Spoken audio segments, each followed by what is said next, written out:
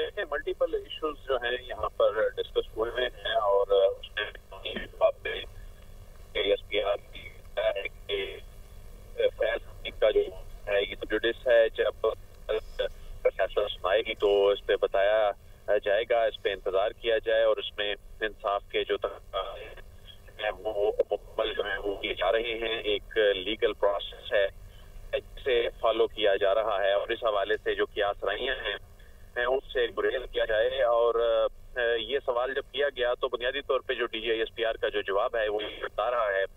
کہ جو ایک ڈیو پروسیس ہے وہ چونکہ مکمل ہونا ہے۔ اس سے پہلے ہم نے دیکھا کہ جو سوشل میڈیا پہ خاص طور پہ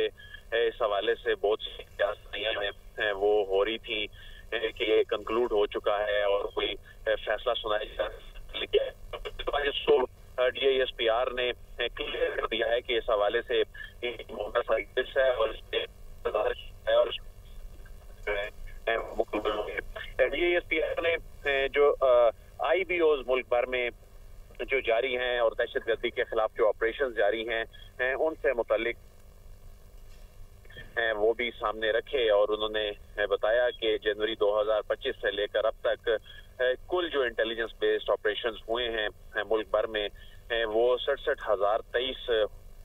جو سب سے زیادہ جو انٹیلیجنس بیسڈ وہ 53,000 بلوچستان میں ہوئے ہیں اور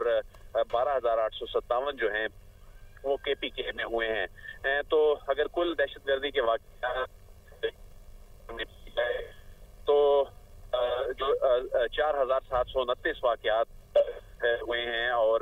خیبر پختونخوا میں سب سے زیادہ واقعات ہوئے ہیں 57 اور 1,346 بلوچستان میں ہوئے ہیں اور جنوری 2025 سے لے کے اب تک جو کل جو دہشت گرد مارے گئے ہیں ان کی تعداد 1,873 ہے۔ انہوں نے جو افغان طالبان رجیم کے ساتھ انگیجمنٹ کے حوالے سے بھی تفصیلی بات چیت کی اور انہوں نے کہا کہ پاکستان کا جو موقف ہے کہ ویریفائی جو ایک میکنزم جو ہے وہ بنایا جائے اور اس میں اگر تھرڈ پارٹی یہ ویریفائیبل جو میکنزم ہے یہ لے کر چلنا چاہتی ہے تو ہم اس کے لیے بھی تیار ہیں۔ پاکستان کی جو ڈیمانڈ ہے یہ بڑی منطقی ہے اور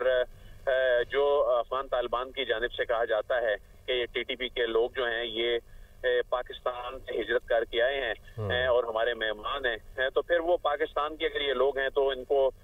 واپس کیا جائے اور یہ کیسے مہمان ہیں جن کے پاس اسلحہ ہے اور یہ یہاں پر آ کر پاکستان پر تو اس پر انہوں نے کہا کہ افغانستان کے سامنے جب بھی یہ معاملہ رکھا جاتا ہے تو افغانستان کے پاس اس کا جو جواب ہے وہ نہیں ہوتا اور ان کے پاس جو اسلحہ ہے وہ بھی امریکی اسلحہ ہے۔ انہوں نے سگار کی رپورٹ کا حوالہ دیتے ہوئے کہا کہ امریکہ کا جو 7.2 ارب ڈالر کا جو یہاں چھوڑ ہے وہ ان دہشت گردوں کے پاس ہوتا ہے جسے یہ پاکستان کے جو شہریوں استعمال کرتے ہیں سیکورٹی فورسز کے خلاف استعمال کرتے ہیں۔ تو کیڈٹ کالج وانا میں جو دہشت گردوں کے پاس گیا تھا اور اس کے علاوہ بارڈر مینجمنٹ کے حوالے سے انہوں نے کہا کہ حالیہ دنوں میں دیکھا گیا کہ کچھ لوگوں کی جانب سے بارڈر مینجمنٹ کے معاملے پہ تنقید جو ہے وہ کی گئی اور بیانیہ بنایا جاتا ہے کہ بارڈر پہ تو فوج اور ایف سی جو ہے وہ کھڑی ہوتی ہے تو یہ اسمگلنگ جو ہے یہ پھر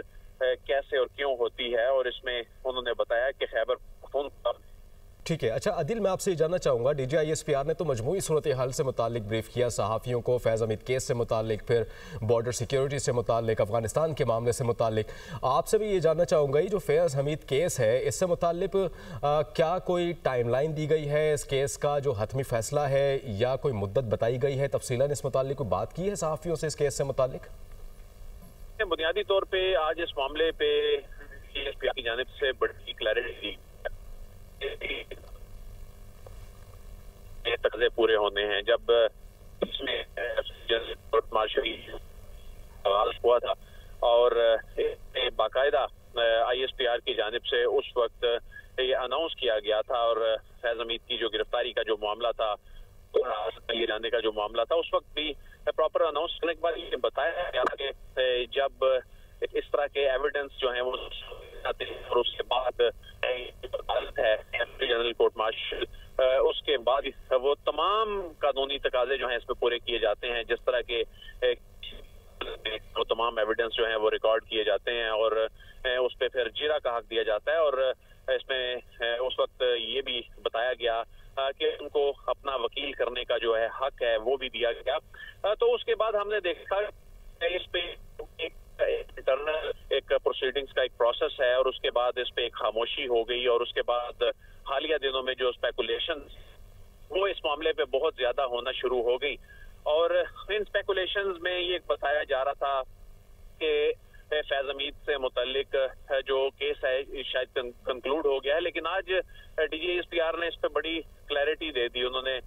बड़ा वाज़े अंदाज में कहा है कि इसमें जो ड्यू प्रोसेस है उसको अडॉप्ट किया गया है, प्रोसेस को लेके चल जा रहा